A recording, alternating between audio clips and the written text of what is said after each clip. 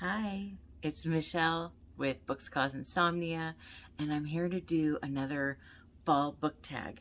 This one is called the It's Finally Fall book tag. I just love book tags, especially seasonal ones. Okay. I'm going to be looking down at my list in case you're curious why I keep looking down. Number 1, in fall, the air is crisp and clear. Name a book with a vivid setting. The Death of Mrs Westaway by Ruth Ware. I've read a few of her books and thought they were pretty good, but wasn't blown away. And then I read this one. And to me, this is a 5-star book. It's so good. The main character, Hal, lives by herself in a flat. I feel like I've stayed there with her with the description. Like I felt like I was there. It was so vivid. And then the author describes where she works with so much detail. It's amazing. And then, so in the book, she has a mother that has passed away and she's an orphan at this point. I guess you would say. She's an adult, but I mean, she has no family. So she finds out that she might be inheriting money. This lady named Mrs. Westaway has died and she's told that she is supposed to inherit something. Well, she's thinking that doesn't make sense. I don't have any family. But she decides, you know what? I'm broke. I need money. I'm just going to go out there anyway. Maybe I can get some dough, survive, maybe buy a jacket and some food or whatever, pay my electric bill. So she goes and she's staying in this mansion that has no electricity, and she's staying up in the attic, and there's like holes in the wall and it's below freezing outside, and she's shivering and cold, and I keep picturing this book so vividly months after I read it. I read it in the beginning of September and I still remember so much about it. Number 2, nature is beautiful, but also dying. Name a book that is beautifully written, but also deals with a heavy topic like loss or grief. The Midnight Library by Haig. This book is about a woman named Nora who's decided that she doesn't want to live anymore and she's going to take her life. And she ends up going to this midnight library where she gets to change a decision in her life and see what her life would have been like with her decision being different. So it kind of almost felt like a Christmas story where it's like, here's what your life would look like if you had chosen this instead, kind of thing. And so each book in this huge library is a different decision that she has made and the life that would have resulted from it. And so she goes through all these different lives and kind of gets to decide if she still wants to live or if she wants to live one of the lives of one of the books. What does she want to do? And I just thought it was very good. It was very deep. I think if somebody is struggling from depression, it might help pull them out of it. Maybe not. I don't know. I think it would. For me, it had a lot of meaning. I did read some reviews after I was done reading it, and there was plenty of other people that thought it was boring and predictable and didn't mean anything. But to me, it was very deep and very meaningful, and I can't wait to read it again. Number 3, fall is back to school season. Share a nonfiction book that taught you something new. The Borden Murders, Lizzie Borden and the Trial of the Century. And this was written by Sarah Miller. I thought this was really good. She went and got the manuscripts and put them in here and put a bunch of information about the Borden Murders, and I changed my mind. I no longer, don't at me, okay? I no longer think Lizzie did it. I don't. I think it was her uncle. And that's just what I think. Obviously, we will probably never know at this point. It's been how many years? It's been like over a century. 2 centuries? When did this happen? I don't remember. 1892. So it's been a long time. And I don't think she did it. And maybe I'm biased.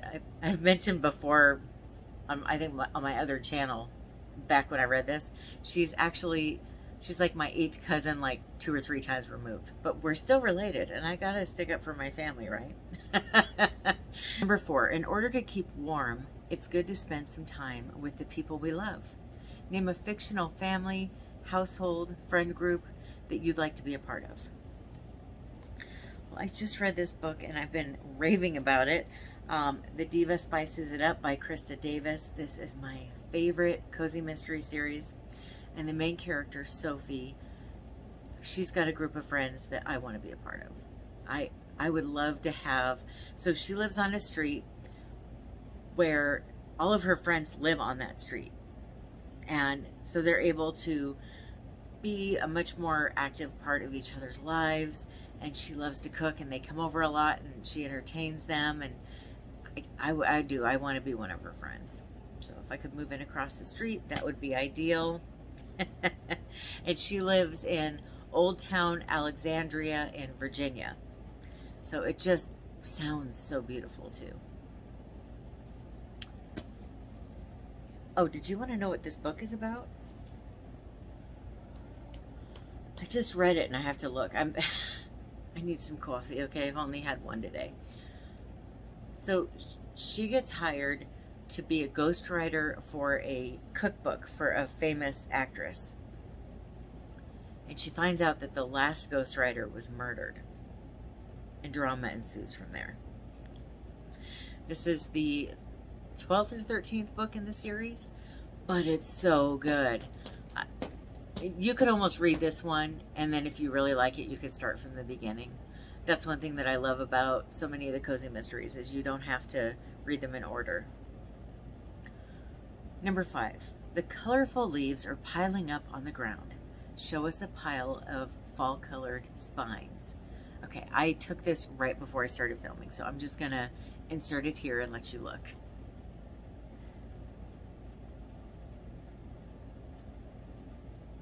Number 6, fall is the perfect time for storytelling by the fireside. Share a book wherein somebody is telling a story. This is another one that I just read in, I think it was September. Yeah, it was September. The Tuesday Club Murders by Agatha Christie. It's 13 short stories, and in each short story, it's a group of friends, the same group of friends throughout the whole book, but they're sitting around, they're meeting up on Tuesday nights, and they're telling each other a story where they know how the mystery ended. They know what the truth ended up being, but they're telling everybody about this story and letting everybody try to solve the crime or figure out the truth before they reveal it. And I just thought it was a really fun book. I love that it was a bunch of short stories. That way, if I want to, I could just eventually one day go back and read one story if I want here and there, that kind of thing. And I also just found out it was made into a movie, and it's on here on YouTube. So I think I'm going to watch it tonight, just in case you were wondering what I'm doing after I film. Number 7, the nights are getting darker. Share a dark, creepy read. Well, if you want to read a creepy book, one that will scare you and give you the chills, read this. It's called Shade by Chad Nicholas. He is a self-published author, and this book is about, I'm trying to think of how to say it without giving anything away. It's about 2 FBI agents that are going after a serial killer, and it's a ride. A very bloody, gory, disgusting, scary ride. So if that's what you're looking for Halloween, you might want to get one of these. Number 8, the days are getting colder. Name a short, heartwarming read that could warm up somebody's cold and rainy day. I gave this one a lot of thought because I don't read a lot of short stories, but what I would recommend is The Christmas Box by Richard Paul Evans. This was also made into a movie. I think it was a Hallmark movie about 20 years ago, or was it Lifetime? Do you guys remember that movie? Anyway, it's about a family that is down on their luck. It's a little girl and her parents, and they don't know what to do, and the dad ends up getting a job being a groundskeeper at this mansion. And so I think he was just running errands and taking care of the house, mowing the lawn. And doing upkeep that needed to be done. And then his wife is going to be cooking for this widow that lives in the house, this elderly widow. And it ends up turning into this beautiful book where everybody just falls in love with each other. The little girl becomes very close with the elderly lady. So does her mom, and so does her dad, and the family gets closer as a family unit also. And they kind of adopt this woman as like their grandma or their family member, and they rediscover the meaning of Christmas. And it's just a very beautiful, heartwarming book. There's actually 2 other books he wrote with the same characters in it, and I recommend all 3 of them. I thought they were really good books. But that first one is a really good one to warm up to and see if you like him and you like his writing style. And it is a shorter story. I think it's 150 pages or something. It's really good though. I really recommend it. And if you don't feel like reading it, well, go search for the movie because it's really worth watching. It's called The Christmas Box. Number 9. Fall returns every year. Name an old favorite that you'd like to return to soon. Terra Road by Maeve Binchy. This book is really good. It's a big book, but I found it to be a very quick read every time I read it. I've probably read it 5 or 6 times. And then there's a couple, at least I think it's 1 or 2 other books that have some of the characters from this book in it. And I've read those too. Loved those also. This book is about, there's a lady named Rhea who lives in Ireland, and she's got a great life. She kind of has it all. She's got a great friend group, and she's got like this awesome garden in the backyard that she makes all these wonderful meals from, and she's got these great kids. And then she finds out that her husband is screwing somebody else, and she gets a divorce, and she decides, I just want to get out of here. She feels like, if I remember correctly, she finds out some people have been lying to her, maybe weren't really her friends and that kind of stuff. So she decides to leave. It's kind of like that movie, The Holiday. I mean, The Holiday might have been inspired by this book, if I'm honest. So she decides, you know what, to heck with it. I'm going to get out of here. I'm going to go to America, right? And then there's a woman named Marilyn whose life has been plagued by loss and grief. And Marilyn decides, you know what? I want to get out of here. I'm going to go to Ireland. And so they switch homes, just like the movie, The Holiday, but a lot deeper because it's a book, right? This book was so good.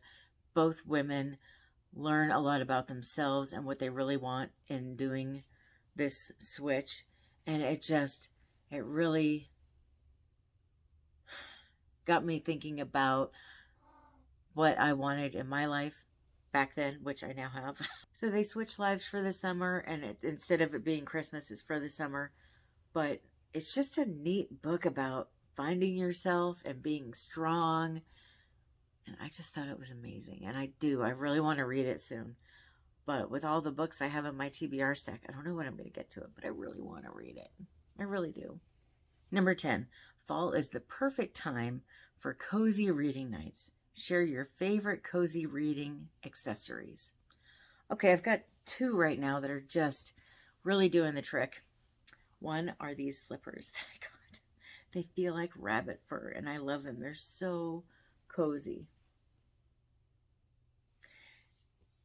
And then the other thing that I really love to cuddle up in is this sweater. It feels like a blanket. And if my neck is cold, if my neck is cold, what's going on here? Oh, there we go. I can zip it up all the way, and it's like a turtleneck.